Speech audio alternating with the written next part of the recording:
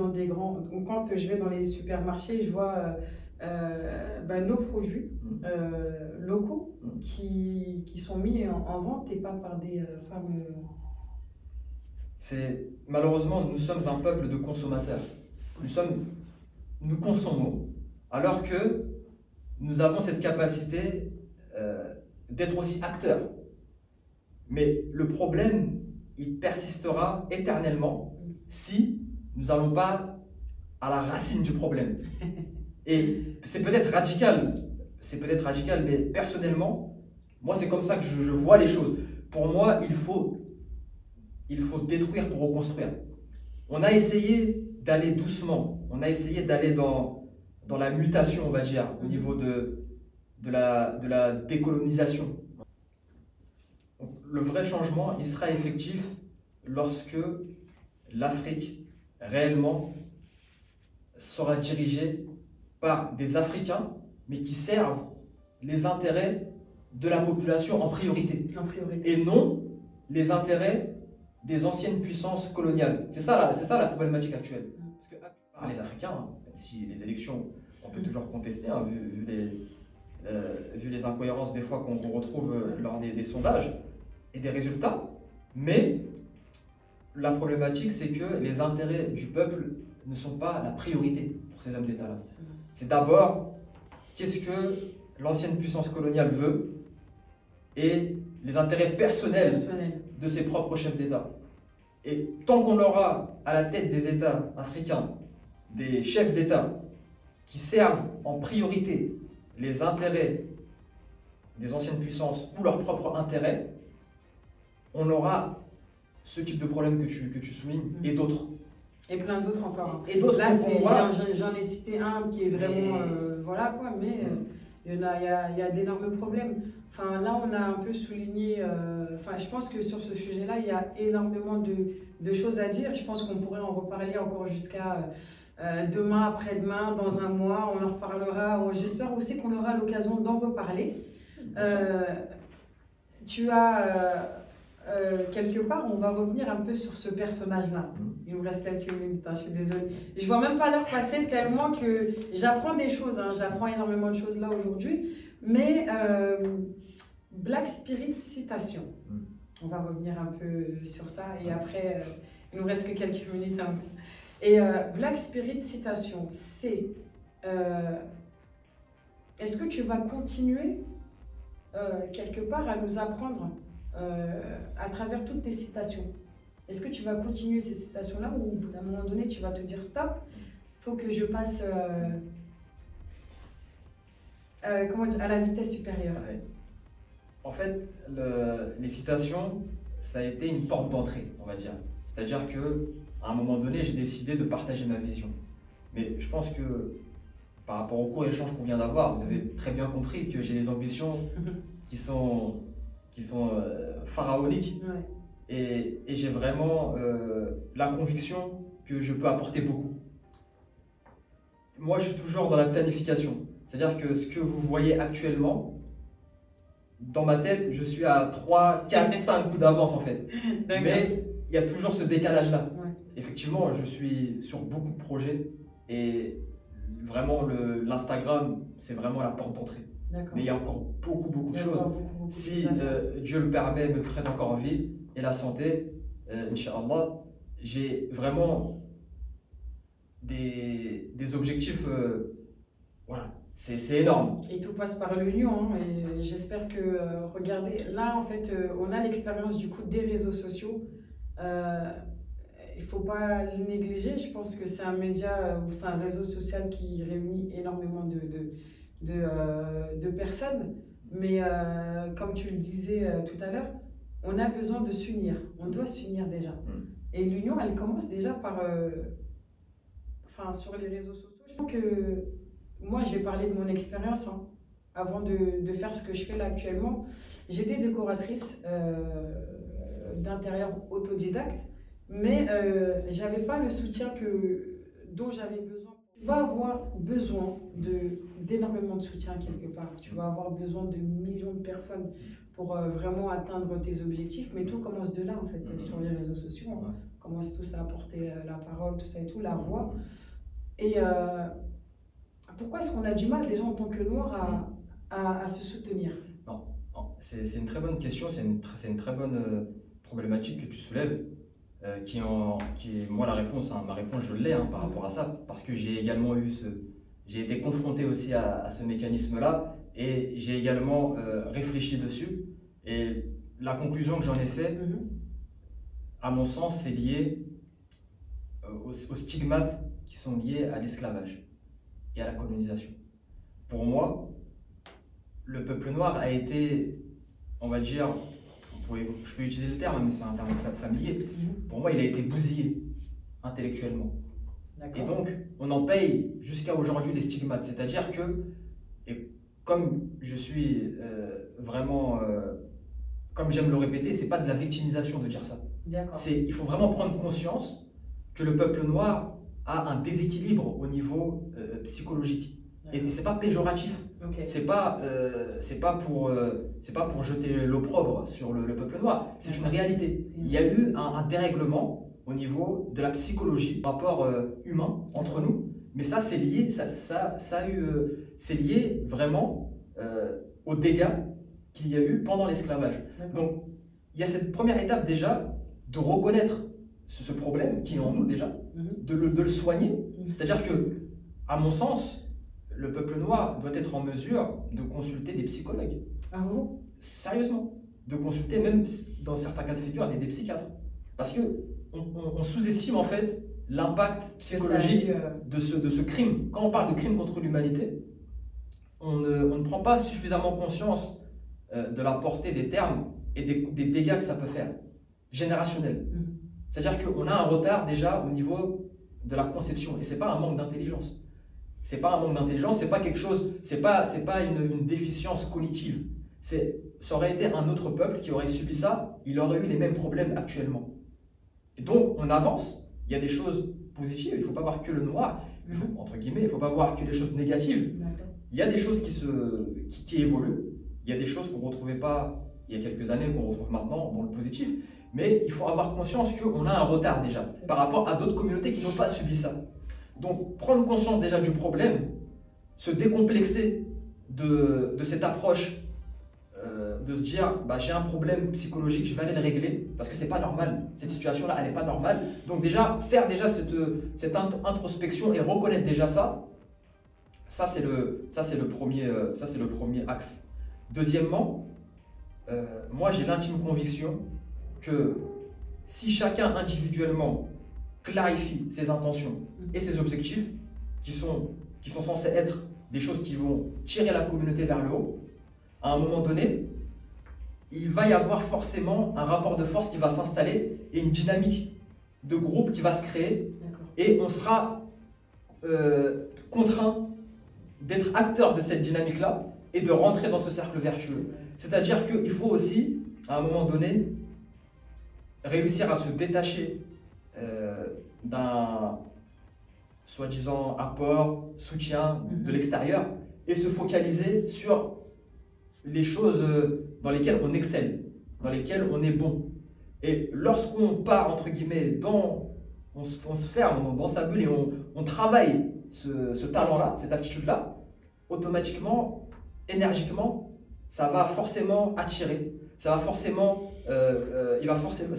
créer vraiment cette dynamique qui va faire que même les gens qui étaient un peu timides dans le soutien, à un moment donné, ils seront contraints de reconnaître et ils vont passer de l'autre côté. Mais ça pourra que se faire si la personne qui est acteur et qui détient son propre pouvoir va au bout et se donne les moyens, avec la résilience, avec la persévérance, avec la motivation, de toujours continuer. Et on a des... Mais ça, c'est un processus qui est naturel, en fait. C'est humain. C'est exactement ça. Avant que tu nous donnes ton dernier mot de la fin, parce que là, on arrive bientôt à la fin de cette interview ou débat, si je peux appeler ça comme ça. Moi, actuellement, il n'y a pas très longtemps, j'ai rejoint un collectif de femmes. C'est le collectif Sorority. La présidente, elle s'appelle Fatih Tunkara. Et du coup, j'ai commencé toute seule. J'ai intégré ce collectif-là de femmes fortes. Et j'aimerais vraiment, puisque quand j'étais là, tes dernières phrases m'ont fait rappeler à cette femme-là qui se bat justement pour cette union, qui crée chaque jour en fait une synergie entre femmes pour qu'on puisse justement avancer ensemble et s'unir justement et avoir ce soutien-là dont on en a besoin. Moi, j'aimerais aujourd'hui, c'est un collectif que j'ai intégré, et j'aimerais que tu nous donnes des encouragements en fait. Parce qu'on est toutes des femmes entrepreneuses, d'accord? On a toutes un pôle un peu différent. J'aimerais que tu nous conseilles, même si on s'aide énormément, on est sur la bonne lignée. Quel conseil est-ce que tu peux nous donner, nous, en tant que femmes noires, pour qu'on puisse aller vraiment de l'avant? Le conseil que je pourrais donner au collectif, à toutes ces sœurs et aux autres sœurs qui entreprennent, c'est dans un premier temps de travailler son mindset. Car pour moi, c'est la base. C'est vraiment le point de départ. C'est-à-dire avoir un mindset solide, être mentalement fort. Et ça sous-entend d'avoir conscience dans l'environnement dans lequel vous êtes. C'est-à-dire, avant même de construire son mindset, il faut déjà prendre connaissance du terrain. Et le terrain actuel, il n'est pas en faveur des femmes noires, il n'est pas en faveur plus généralement de la communauté noire. Il n'y a pas vraiment d'intérêt à ce que la communauté noire soit forte économiquement. Au niveau de l'Occident, il n'y a pas cette volonté. On n'est pas dans un climat où on veut que le peuple noir se relève économiquement. Ce n'est pas la volonté en termes de projet politique. Donc ça, il faut en avoir conscience déjà. Quand on a conscience de l'environnement dans lequel on peut déjà se dire « Ah bah moi, le mindset que je vais avoir, il faut qu'il soit suffisamment solide parce que déjà, l'environnement dans lequel je suis, il n'est pas en ma faveur. » Ça, c'est être lucide.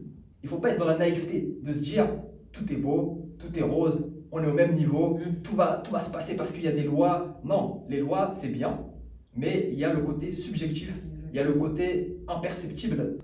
Et ça, c'est une réalité. Ce n'est pas se victimiser et ce n'est pas être pessimiste. Ça, c'est juste analyser les choses de manière lucide. Donc, quand on a déjà conscience de ça, maintenant, on doit se dire, je vais me forger un mindset, c'est-à-dire une force de caractère, c'est-à-dire un blocos qui va venir barricader mon état d'esprit. Personne ne va rentrer dedans, personne ne va le perturber. Et maintenant, une fois qu'on a posé cette barricade, la connaissance, le savoir, l'apprentissage, la formation. C'est-à-dire que les entrepreneuses que vous êtes, vous devez vous dire que chaque jour, je ne peux pas me permettre de ne rien apprendre. Chaque jour, il faut que j'analyse le marché. Il faut que j'essaie de comprendre le mécanisme, les clés qui vont faire que je vais pouvoir atteindre mes objectifs en termes de chiffres, en termes financiers, en termes de stratégie.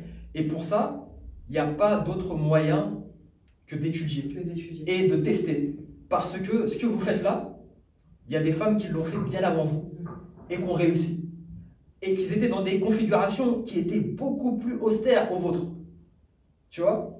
Et de ce fait-là, lorsqu'on a des exemples qui ont réussi avant nous, dans des conditions plus dures, nous sommes dans des conditions plus favorables en termes administratifs, en termes business, en termes marché.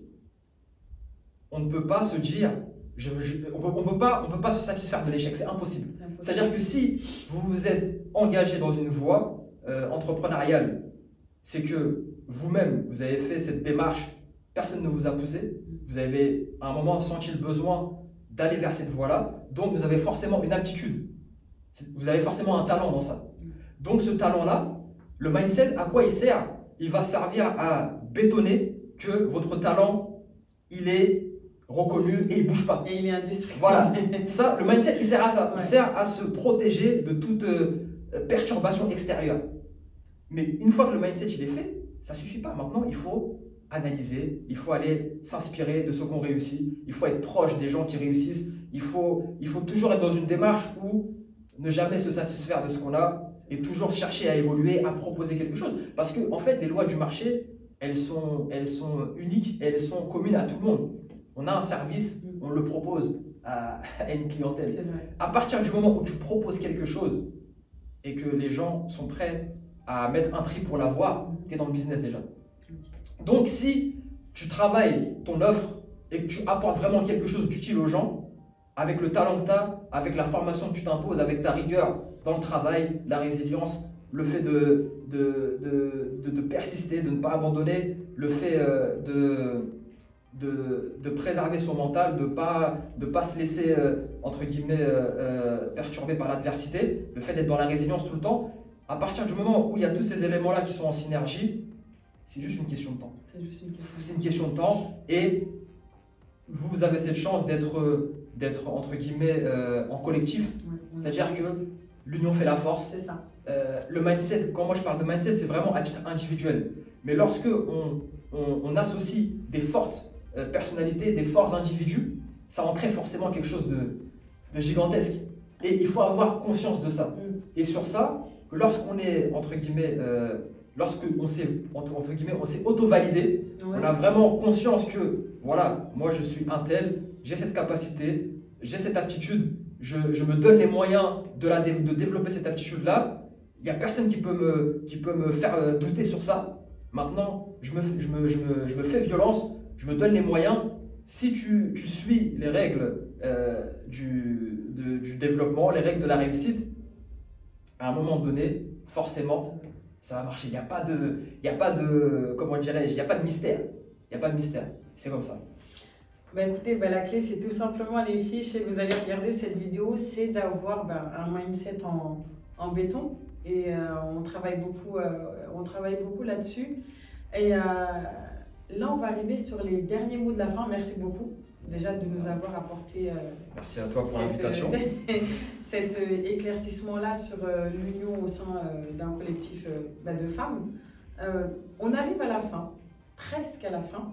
Et j'aimerais, quel conseil est-ce que tu peux nous apporter aujourd'hui à travers cette vidéo, à moi et aux personnes aussi qui vont regarder Si j'avais un conseil à vous donner, et c'est un conseil que j'ai appliqué moi-même avant de vous le donner, c'est vraiment de libérer le pouvoir qui est en vous. Car j'ai la certitude, et par expérience également, que nous avons tous cette capacité à vraiment proposer une meilleure version de nous-mêmes. Et il faut avoir cette conscience de vouloir vraiment aller chercher ce pourquoi nous avons été créés. Et vraiment, la personne qui va réussir à s'aligner avec elle-même, ça va être un changement radical. Et là, c'est vraiment le cœur qui parle, parce que je suis passé par ce cheminement-là. C'est-à-dire la personne que j'étais auparavant n'a rien à voir avec la personne que je suis maintenant, dans mes réflexions, dans mes aspirations, dans mes projets. Et depuis que j'ai vu la bascule qu'il y a eu, lorsque j'ai activé, entre guillemets, mon mindset, j'ai vraiment pris conscience qu'en fait, on était tous dans le même cas de figure et qu'on avait tous ce cheminement et qu'on devait à un moment activer ce mécanisme. Et c'est pour cette raison également que j'essaie d'inspirer les gens à travers les réseaux et notamment les citations et les vidéos, parce que je sais l'impact que ça a au quotidien lorsqu'on a réussi à passer de l'autre côté et, entre guillemets, débloquer ce mécanisme-là qui est vraiment dans l'état d'esprit. C'est vraiment dans la tête que ça se passe. Parce que une personne qui n'a pas compris ça, forcément, elle ne vivra pas, elle ne sera pas épanouie qu'une personne qui a réussi à faire cet effort-là. Donc moi, c'est vraiment ce conseil-là que je vous donne, que je donne à tout le monde.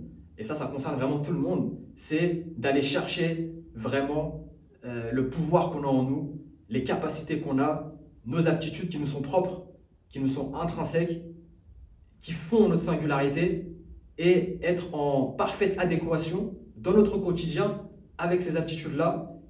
Et c'est ce qui va faire que ça va naturellement rayonner autour de nous.